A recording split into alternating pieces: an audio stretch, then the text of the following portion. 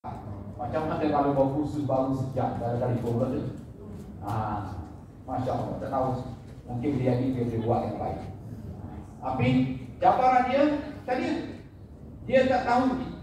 Dia tak tahu nak tanya yang dia tak tahu. Jadi tak tahu lah. Orang kita tahu tanya lah. Nak tanya ke mana dia tak tahu. Sebab tu penting je kita pergi kursus. Bila kita tahu, macam tu alhamdulillah dia tahu. Apa nama puan tadi? Mana puan tahu? Sebab yang ni pakai menjahit tak boleh pakai. Tapi kalau dia tak tahu, maksud dia tak tahu tu dia tak pergi. Dia tak pergi kursus. Kalau kursus mungkin dia tahu. Kecuali dia tak sengaja, tu dah cerita lain. Katalah dia pergi pakai pakaian yang berjahit. Tak sengaja. Kalau tak tahu dia tak dimaaf.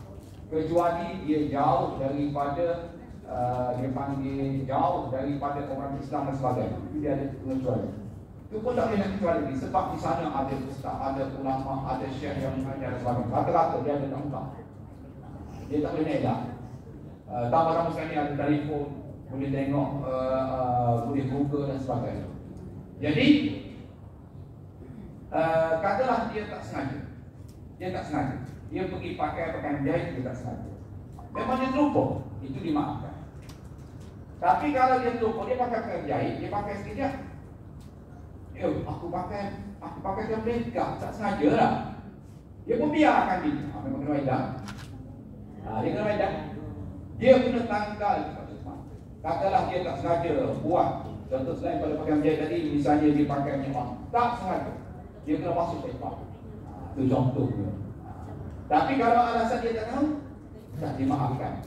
Sebab orang ulama-ulama ramai. Khusus hati pun ada. Khusus umrah pun ada. Mana dia kena tak payah. Okey, ini tali pinggang. Ini bukan wajib ni. Tali pinggang tak pakai apa. Tapi pelik sikit tak pakai. Tali pinggang. Okey.